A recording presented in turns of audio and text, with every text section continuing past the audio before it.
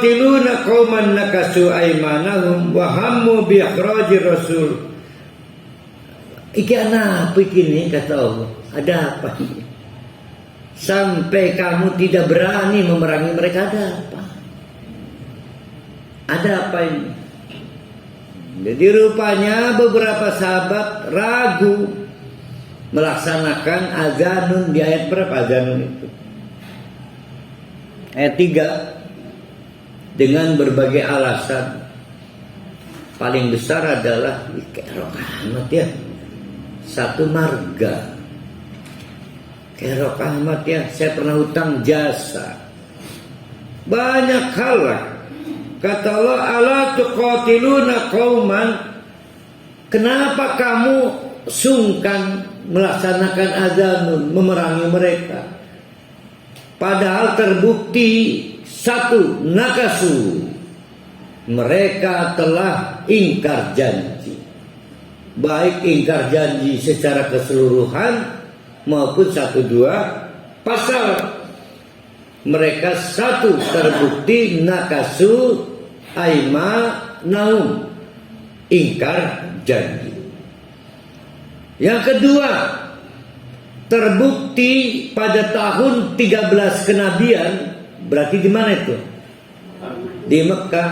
Wahammu bi ikhrajir rasuli, pernah sampai membuat Nabi akhirnya hijrah dengan cara sengsara, mengendap-endap, sembunyi dulu di gua Hira sampai akhirnya dengan bantuan Abu Bakar dan gaib dari kalangan Nasrani itu sampailah Nabi selamat di Madinah setelah diputuskan hidup atau mati Muhammad tidak boleh pergi ke Madinah. Sudah bukti tuh. Mereka memang bukan tidak senang Islam, pengen memusnahkan Islam. Wahammu, mereka sangat berambisi ya, bi ikhrajir rasul, untuk mengusir Rasul. Alasan ketiga, coba diulangi. Alasan pertama apa para ahli? Sering ingkar janji. Alasan kedua, sudah terbukti pada tahun 13 kenabian mereka mengumumkan untuk membunuh Nabi Muhammad. Yang ketiga adalah wahum bada'ukum awwala marrah, selalu saja dewek kedipit sing asal-asali perang. Mereka pemicu peperangan. Siapa yang lebih jahat? Yang terpaksa perang atau pemicu perang? Pemicu. Jadi perjanjian Hudaybiyah tentang gencatan senjata selama 10 tahun itu selalu saja pasang surut karena mereka yang memicu untuk terjadinya perang. Dan itu terbukti, disadari oleh mereka dan jadi pengetahuan bersama bahwa setiap kali ada peperangan selalu mereka pemicunya. Ada apa kalian tidak berani memerangi? Ada apa? Atahsyawnahum, apa kalian sungkan? Nah itu maksudnya. Atahsyawnahum, ada apa kalian? Ala tuqatilunahum, kamu tidak mau memerangi mereka, ada apa? Padahal sudah 3 hal terbukti dan kalian masih saja belum berani memerangi mereka. Atahsyawnahum, apa kalian sungkan pada mereka? Khasya berbeda dengan khafiyah. Khafiyah itu takut karena memang ya pada posisi kita wajib takut. Contoh, siapa yang tidak takut ular? Kalau jengking, takut kan? Tapi ternyata Porhali juga takut ke saya. Nah, itu namanya khasyiyah. Jadi takut yang karena rasa hormat, mengagungkan disebut khasyiyah. Kelipe takut, Ustaz ya, kenapa takut? Oh, lebih gagah pangkatnya. Kenapa takut? Lebih punya pengalaman bertanding. Nah, itu namanya khasyiyah. Atau syaunahu, kamu takut karena memberikan penghargaan tinggi pada mereka, namanya sungkan. Dengar, wallahu ahaqqu anta syauh. Kalau kamu sungkan pada mereka, mestinya lebih sungkan pada Allah tuh. Temukan kenapa kita harus menghormati Allah. Jangan terlalu mudah menemukan kenapa kita menghormati orang lain. Caranya ikut pengajian. Kalau mau tahu bahwa Allah itu zat satu-satunya yang harus dihormati. Kita hormat pada orang tua kan, maka sungkan kan, tasyawna kan, Allah lebih dari itu lagi. Orang bapak kita yang ciptakan Allah kok. Jadi pelajari. Kalau kalian sungkan pada mereka, ketahui Allah lebih berhak untuk kamu sungkan. In kuntum mu'minin, kalau kamu memang seorang mukmin sejati. Berarti orang mukmin sejati orang yang tidak sungkan kepada seseorang yang gara-gara sungkan Allah dikalahkan. Jadi sungkannya orang mukmin itu tetap terbatasi sungkannya pada Allah. Jadi ada enggak orang yang bisa berargumentasi terpaksa saya korupsi? Kenapa? Pimpinan saya yang nyuruh. Nggak bisa. Kalau dia orang mukmin pasti tinggal mana ya? Pimpinan saya Allah, pasti Allah.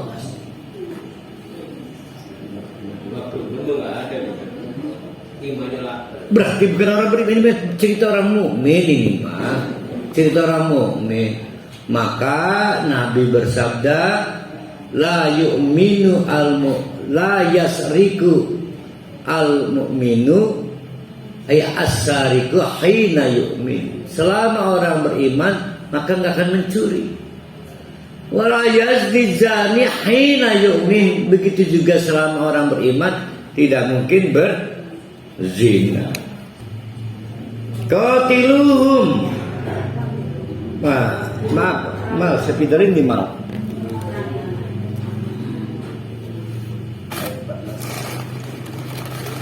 Nah, ini bagus nih, ayat ke-14 ini perlu dicermati. Ayo, jangan sungkan pada mereka. Qatiluhum, perangi mereka. Perangi mereka. Mereka layak diperangi karena 3 hal. Ayo perangi mereka. Dengan cara begitu, yu'adzibhum,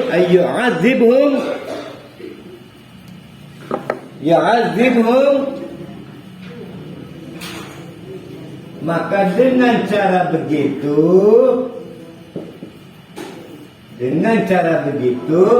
yu'adzibhumullah bi aidi.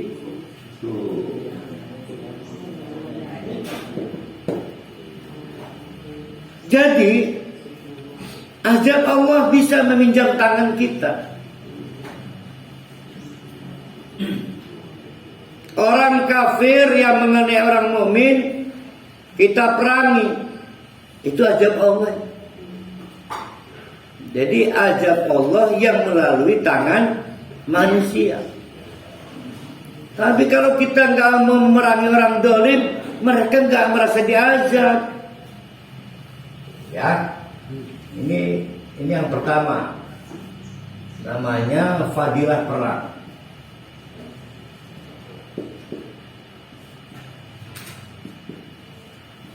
Fadilah perang itu yang pertama untuk membuktikan azab Allah. Kalau Allah mau azab yang lain ada, pakai burung. Tiba-tiba burung datang bawa batu itu kan. Gajah-gajah yang pada waktu perang gajah itu punya sensitif, menolak datang ke Ka'bah. Oh, gajah. Tapi karena terus aja dipecut, dicambuk, akhirnya dengan langkah gontai datang juga ke Ka'bah. untuk menyerbu Ka'bah. Kok bisa Ustaz? Sudah berontak menolak diperintah menyerang Ka'bah. Karena si merespon si gajah ini ada burung-burung aneh. Tapi kok akhirnya nurut juga. Karena semua alam raya ini wasakharna kami tundukkan untuk manusia. Jadi gajah sekalipun yang secara fitrah menolak untuk maju Ka'bah, tapi karena memang sejatinya alam raya ini ditundukkan untuk kita, dipecuti makin nurut juga. Lautan aja bisa dibuat perahu ngampul, ya kan? Yang kedua, fadilah kita itu adalah apa sih itu?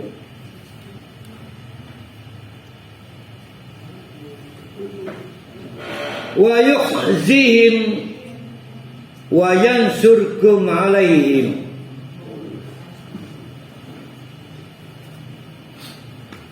Yang kedua, hikmah perang ya, yaitu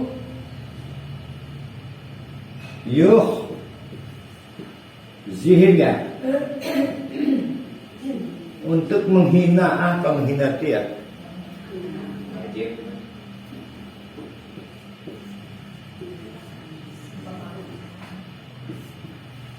Untuk menjatuhkan mental mereka. Sure. Yang ketiga, yansurkum. Kalau kamu nggak perang, tambah hancur kamunya. Jadi cara Allah menolong dengan perang.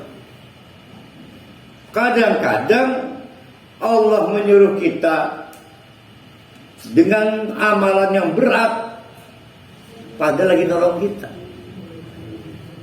Karena ada yang cerita-ceritakan akhirnya maksa puasa, sembuh juga penyakit. Jadi banyak amalan-amalan berat justru nolong kita. Yang kita juga habis ini.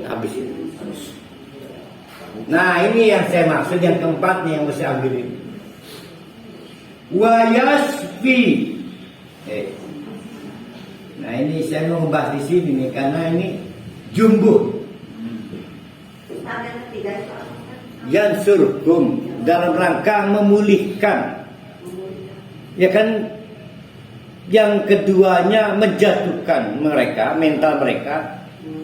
Yang ketiganya kan memulihkan mental kita supaya kita nggak jadi orang-orang kalah terus. Tapi yang keempat yang penting. Yang keempat ini ada turunannya. Nah kita akan diskusi di sini. Apakah ini artinya balas dendam?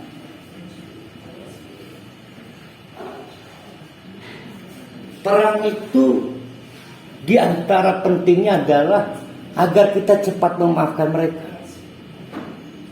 Jadi bukan balas dendam. Nah ini beda tipis nih. Jadi kalau kita udah menghukum orang, sudah terwakili nggak perasaan tidak senang kita? Tapi kalau kita nuruti hawa nafsu, belum selesai itu. Nah, menuruti hawa nafsu padahal kita sudah memberikan pelajaran, itu disebut balas dendam. Bayangkan kita membiarkan si penjahat itu berkeliaran, sakit nggak hati kita? Sakit. Maka dihukum dengan 1, 2, 3 tadi, wayasfi, itu obat buat hati kalian. Obat supaya jangan balas dendam tuh. Makanya rumit kan?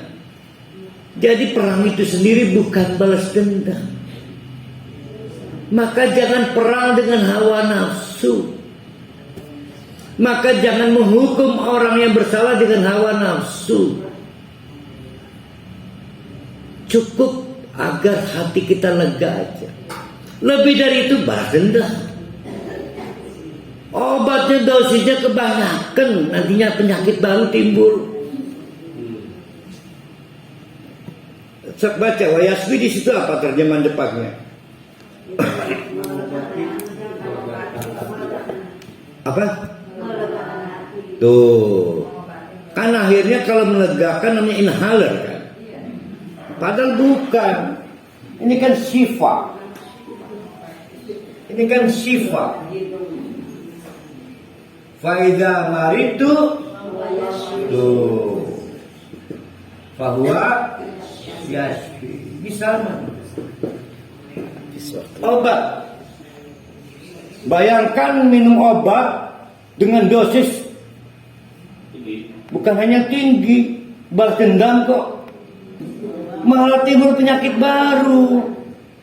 Jadi kalau kita maksudnya pengen menyembuhkan hati kita yang terluka, maka lakukan sebagai obat. Kalau cukup dengan menghukum, hukumannya pilihannya A, B, C. Ya lakukan dengan A aja. Kalau sudah bisa menjadi obat, maka turunnya adalah sampai rasa dongkol hilang dari hati kita di ayat 15-nya. Nah berarti kalau kita membabi buta namanya balas dendam. Tuh. Jadi antara balas dendam dengan memberi hukuman, memberikan siwar, menaikkan moral kita itu tipis. Betapa banyak orang perang masuk neraka. Menggodaannya tinggi kok balas dendam. Ya, teman-teman kepolisian itu kasihan itu dia bertarung antara memberikan hukuman dengan balas dendam. Maka kalau dia sukses menegakkan keadilan, pahalanya gede benar. Karena memang godaannya tinggi untuk balas dendam. Nanti besok kita ulas kembali terutama ayat 14, ayat 15. Kendati pun settingnya adalah tentang bagaimana melaksanakan atau mengimplementasikan aturan Allah pada tahun ke-6 Hijriyah di bulan Rabiul Awal. Tapi sebagai suatu kalam Allah tetap harus bisa kita gunakan kapanpun termasuk sekarang. Di tengah-tengah kita kadang-kadang membabi buta ketika menghukum orang. Kalau survei semua pengen Efes Sambo itu dihukum mati, dilucuti supaya lega, bukan lega supaya puas. Puas itu namanya balas dendam. Kalau supaya lega inhaler, obat. Beda Pak. Sambo makan udah ada kejahatan drone. Ini juga jelas orang musyrik. HP. Iya, ini juga orang musyrik. Jadi tantangan bagi seorang penegak keadilan adalah menghukum tanpa melibatkan hawa nafsu. Sama dengan kita berperang. Tapi kalau kita dianiaya terus umat Islam di Indonesia nggak bisa membela diri, malah jadi penyakit loh, berontak, dan itu jadi obat. Cara berontak ini gimana? Nanti disebut subversif. Suarakan kebenaran itu melalui forum-forumnya. Nah kadang-kadang negara kita, pemerintah kita nggak siap. Padahal pengajian-pengajian yang memberikan ruang untuk menyuarakan sihat itu obat loh. Kalau bangsa ini nggak sehat secara mental, bangsa negara juga rusak. Semua agama wajib ke tempat ibadahnya, mau ke gereja, masjid. Sebab orang Islam nggak ke masjid kriminal, orang Nasrani nggak ke gereja juga kriminal.